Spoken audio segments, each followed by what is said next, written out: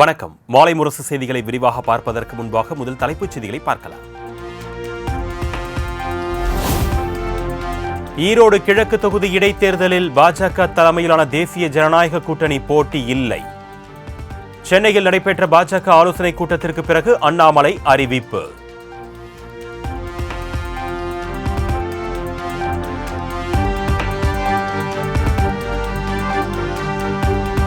இரண்டாயிரத்து 26 சட்டமன்ற தேர்தலில் தேசிய ஜனநாயக கூட்டணியின் நல்லாட்சி வழங்குவதே தங்கள் இலக்கு. பாஜக மாநில தலைவர் அண்ணாமலை சூளுரை.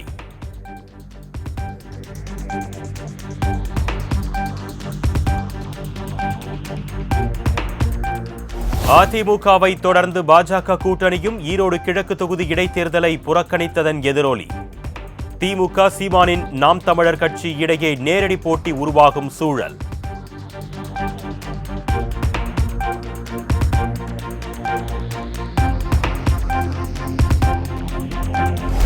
ஈரோடு கிழக்கு தொகுதி இடைத்தேர்தலில் நாம் தமிழர் கட்சி போட்டியிடும் என்று சீமான் திட்டவட்டம். பொங்கல் அன்று வேட்பாளர் பெயர் அறிவிக்கப்படும் என்றும் அறிவிப்பு.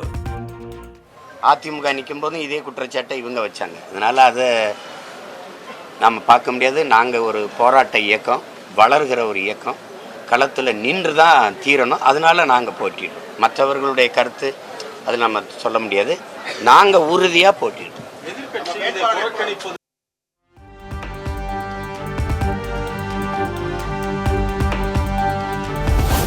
ஈரோடு கிழக்கு தொகுதி இடைத்தேர்தலில் போட்டியிடும் திமுக வேட்பாளர் வி.சி. சந்திரகுமார் ஜனவரி 17 வேட்புமனு தாக்கல். வேட்புமனு தாக்கலுக்கான இறுதி நாளில் மனுவை தாக்கல் செய்கிறார்.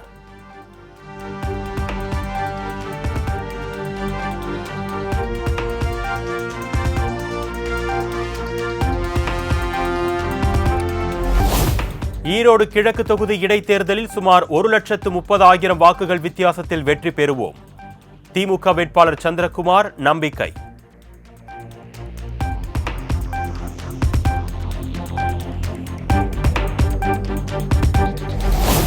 ஈரோடு கிழக்கு தொகுதி இடைத்தேர்தலில் திமுகவுக்கு வி.சி.க்கு ஆதரவு.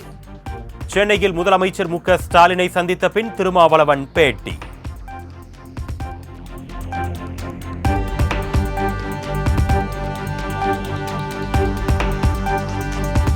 பட்டிய அரசியல் மீண்டும் ஈரோடு கிழக்கில் நடைபெறும் என்பதால் இடைத்தேர்தலை புறக்கணித்தது அதிமுக. முன்னாள் அமைச்சர் ஜெயக்குமார் விளக்கம். விஷயம் ஒரு எதிர்ச்சதிகார போக்கு, அது மட்டும் இல்லாம பார்த்தீங்கன்னா பணம் விளையாடும். அது மட்டும் இல்லாம பார்த்தீங்கன்னா இன்னைக்கு ஒரு தேர்தலை பொறுத்தவரை ஒரு நியாயமா சுதந்திரமா நேர்மையா நடக்காத சூழ்நிலையில இன்னைக்கு பார்த்தீங்கன்னா இன்னைக்கு அந்த தேர்தல் நடக்காத அறிவு நியாயமா. இப்போ எங்க ஆட்சியில் எடுத்துங்க ராமச்சந்திரா, கவனிங்க, 2019 எங்க ஆட்சியில் இடைத்தேர்தல் நடந்தது. 22 சட்டமன்ற தேர்தல் நடந்தது, 22 தொகுதிக்கு. அப்போ ஆளுங்கட்சி நாங்க நினைச்சிருந்தோம்னா 22 அப்படியே தூக்கி இருக்கலாம், 22 தூக்கி இருக்கலாம். ஆனா 9 தான் நாங்க ஜெயிச்சோம், மீதி 12 அவங்க ஜெயிச்சாங்க.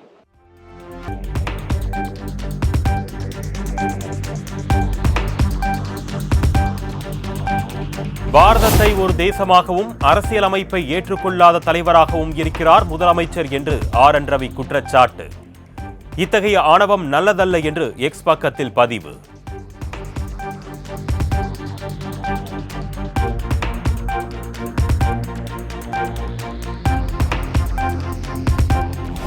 இலங்கை கடற்படையினரால் சிறைப்பிடிக்கப்பட்ட தமிழக மீனவர்களை விடுவிக்க உடனடி நடவடிக்கை தேவை.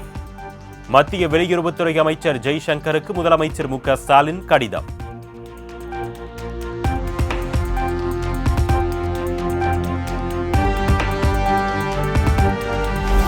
அயலக தமிழர்களுக்கு தமிழ் மொழி, தமிழ் கலைகளை கற்றுக் கொடுக்க 10 கோடி ரூபாயில் புதிய திட்டம். 100 ஆசிரியர்கள் தமிழ் கலைஞர்களுக்கு பயிற்சி கொடுத்து அயலகத்திற்கு அனுப்பி வைக்கப்படுவர் என்று முதலமைச்சர் அறிவிப்பு. அயலக தமிழர்களோட குழந்தைகள் நமது தாய்மொழியை கற்க தமிழ் இணைய கல்விக் கழகம் வழியா தமிழ் சங்கங்களோட இணைஞ்சு தமிழ் கற்றுக் கொடுக்கிறோம்.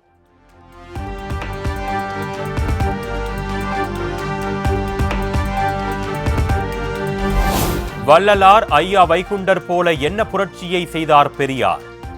பெரியார் குறித்து பேச பொது விவாதத்திற்கு இரு கரம் நீட்டி தயாராக உள்ளேன் என்று சீமான் பேட்டி. ஒப்பிட முடியாது, வேற யாரோட ஒப்பிடுவீங்க? அதை கொண்டு போய் ஒரு பேர அறிஞன் உலக சிறந்த கல்வியாளனோட போய் ஒப்பிடுறீங்க. அவனுடைய பிலாசபி உலகெங்கும் ஒடுக்கப்பட்ட மானுட சமூகத்துக்கான சிந்தனை விதைச்சவர் இந்த நிலத்தில் அண்ணல் அம்பேத்கர். எங்க தாத்தா ரட்டமலை சீனிவாசன் ஒப்பிடுங்க, கோட்பாட்டு அளவில் வாங்க பண்ணுவோம். என்னங்க இப்படி எப்படி நீங்க பெரியார நீங்க ஒப்பிடுங்க பெரியாரோட, நான் எங்க தாத்தா அவங்களை ஒப்பிடுறேன். அண்ணல் அம்பேத்கர் கோட்பாட்டுக்கு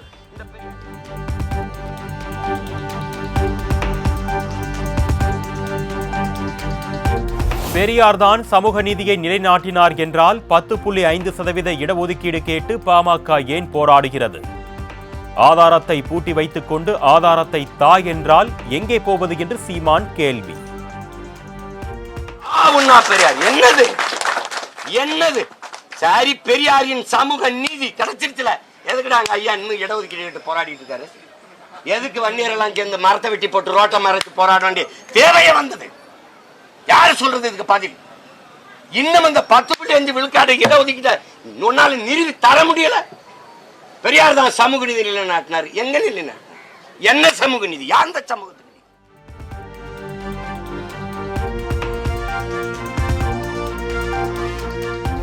பெரியார் பற்றிய சீமானின் கருத்து நாம் தமிழரின் ஒட்டுமொத்த கருத்து அல்ல. பெரியார் குறித்த சீமானின் பேச்சுக்கு நாம் தமிழர் கட்சி மாநில ஒருங்கிணைப்பாளர் ஜெகதீச பாண்டியன் எதிர்ப்பு.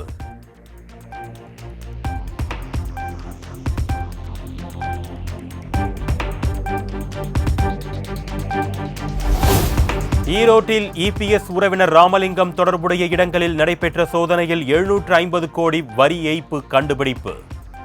26 இடங்களில் 5 நாட்கள் நடத்தப்பட்ட சோதனையில் முக்கிய ஆவணங்கள் மற்றும் 10 கோடி ரொக்கம் பறிமுதல்.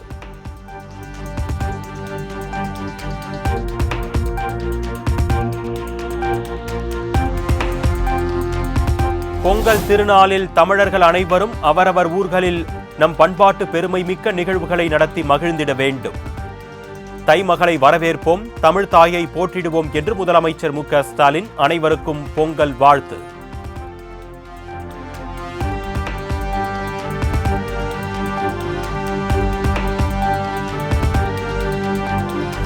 விழுப்புரம் தனியார் கல்லூரியில் நடைபெற்ற பொங்கல் விழா.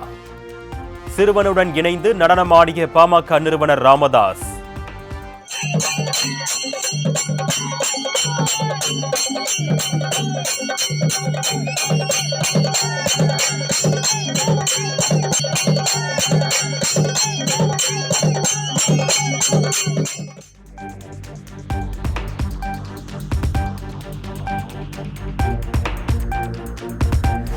ஈரோடு கிழக்கு இடைத்தேர்தலை புறக்கணிப்பதால் மக்களிடம் இருந்து அந்நியப்பட்டு போக மாட்டோம்.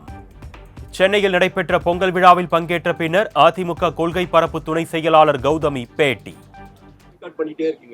இப்படியே போனா மக்கள் கிட்ட இருந்து அந்நியப்பட்டு போயிட மாட்டீங்களா அதிமுக? கண்டிப்பாக இல்லைங்க. எத்தனையோ தொகுதிகள் இருக்கு.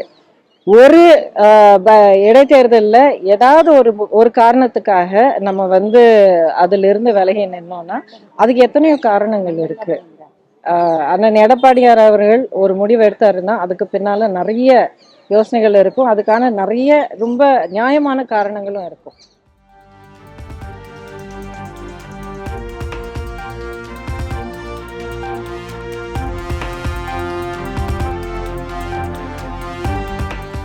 தமிழகத்தின் பல்வேறு பகுதிகளில் களை கட்டிய சமத்துவ பொங்கல் விழா.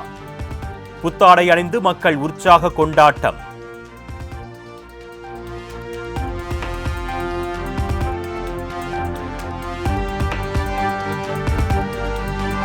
தொடர் விடுமுறையையொட்டி உதகை அரசு தாவரவியல் பூங்காவில் குவிந்த சுற்றுலா பயணிகள்.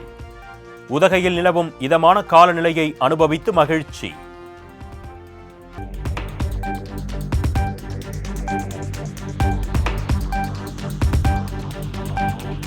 விடுமுறை நாளான இன்று திருப்பரப்பு அருவியில் குவியும் சுற்றுலா பயணிகள். குமரி மாவட்டத்தின் குற்றாலம் என்று அழைக்கப்படும் திருப்பரப்பு அருவியில் விடுமுறை நாளான இன்று காலை முதலே சுற்றுலா பயணிகளின் வரத்து அதிகரித்துள்ளது.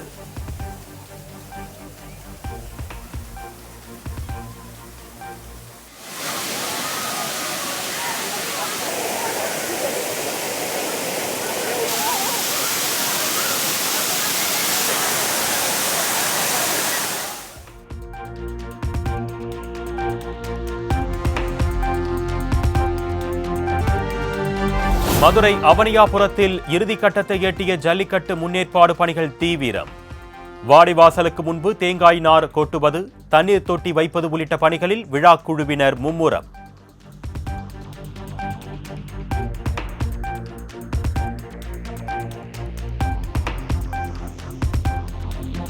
திருப்பூரில் இருந்து பொங்கல் பண்டிகையை கொண்டாட சொந்த ஊருக்கு செல்ல படையெடுக்கும் தொழிலாளர்கள். புதிய பேருந்து நிலையம், ரயில் நிலையங்களில் அலைமோதும் மக்கள் கூட்டம்.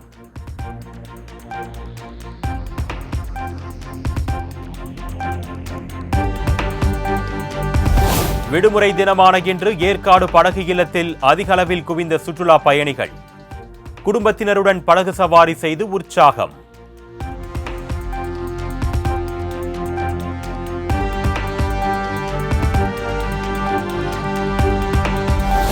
திருப்பூரில் தங்கி வேலை பார்த்து வந்த வங்கதேசத்தைச் சேர்ந்த 31 பேர் கைது.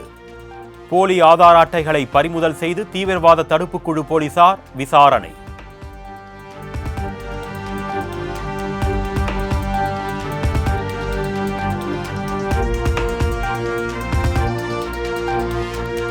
தருமபுரி மாவட்டம் பாலக்கோடு அருகே மாணவிகள் கழிப்பறையை சுத்தம் செய்த விவகாரம். பெருங்காடு ஊராட்சி ஒன்றிய நடுநிலைப்பள்ளி தலைமை ஆசிரியை கலைவாணி பணியிடை நீக்கம்.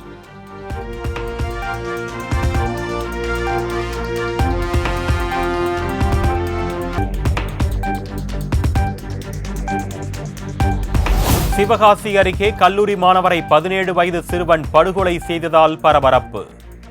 14 வயது தங்கையை காதலித்ததால் அண்ணன் வெறிச்செயல்.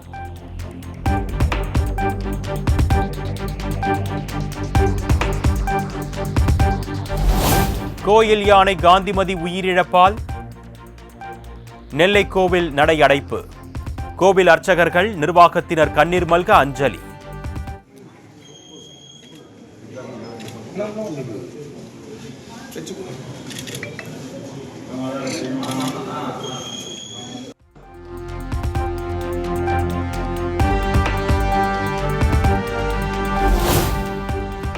பொங்கல் பண்டிகையை முன்னிட்டு சென்னை கோயம்பேடு சந்தை வளாகத்தில் 3 ஏக்கர் பரப்பளவில் சிறப்பு சந்தை. லாரிகளில் வந்து குவிந்த கரும்பு கட்டுகள், மஞ்சள், வாழை தோரணம்.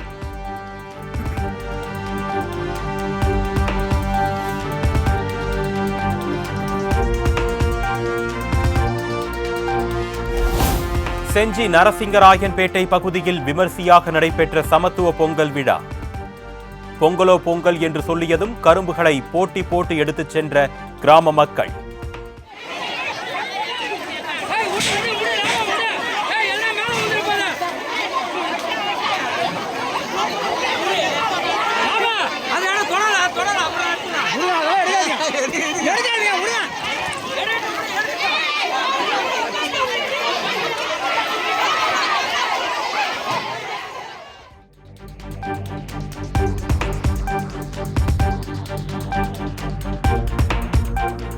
உதகையில் விமர்சையாக நடைபெற்ற ஐயனூர் அம்மனூர் கோவில் திருவிழா. பாரம்பரிய உடையில் ஊர்வலமாக வந்து நடனமாடி வழிபட்ட கோத்தர் சமூக மக்கள்.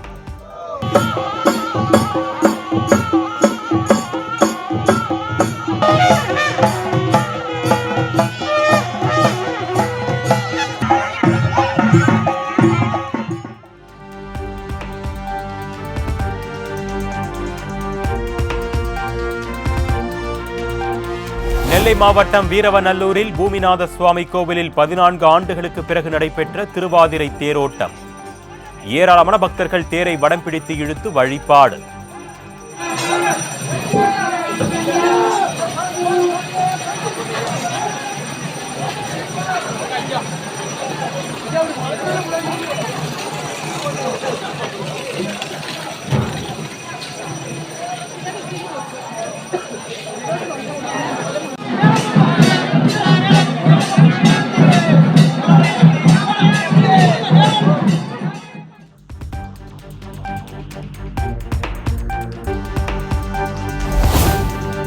சிதம்பரம் நடராஜர் கோயில் ஆருத்ரா விழா தேரோட்டம் கோலாகலம். நடராஜர், சிவகாம சுந்தரி தனித்தனி தேர்களில் எழுந்தருளி பக்தர்களுக்கு காட்சி.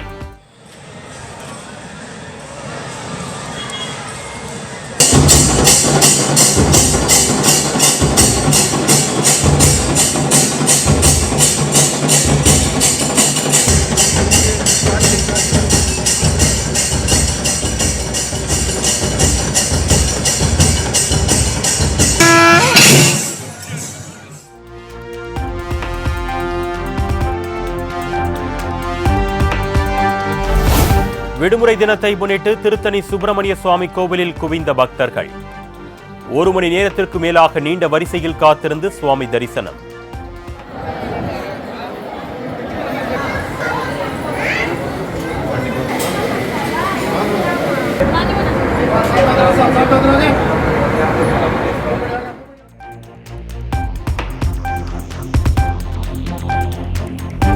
பொங்கல் பண்டிகையை முன்னிட்டு ஆரணி கிராமப்புறங்களில் மஞ்சள் செடிகளை அறுவடை செய்யும் பணிகள் மும்முரம். விற்பனைக்காக நகர்ப்புறங்களுக்கு மஞ்சள் செடிகளை கொண்டு செல்லும் விவசாயிகள்.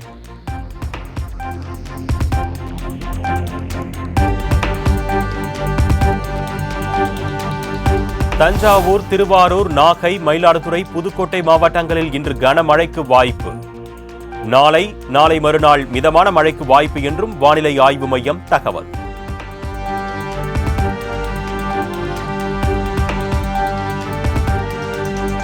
பொங்கல் பண்டிகை அன்று தமிழ்நாட்டில் கனமழைக்கு வாய்ப்பில்லை. சென்னை வானிலை ஆய்வு மையம் தகவல்.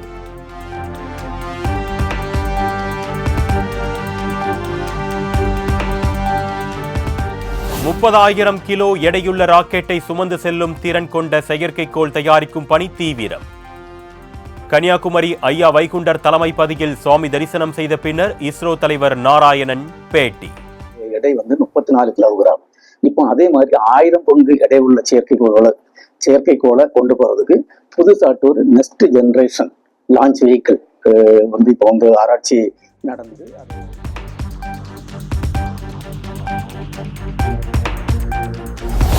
பெண்களுக்கு அதிகாரம் அளித்தல், விளையாட்டு, கலாச்சாரம், உள்நாட்டு கட்டமைப்புகள் மேம்படுத்தப்பட்டிருப்பதாக பிரதமர் நரேந்திர மோடி பெருமிதம். தேசிய இளைஞர் தினத்தை மேற்கோள் காட்டி நெகிழ்ச்சி பதிவு.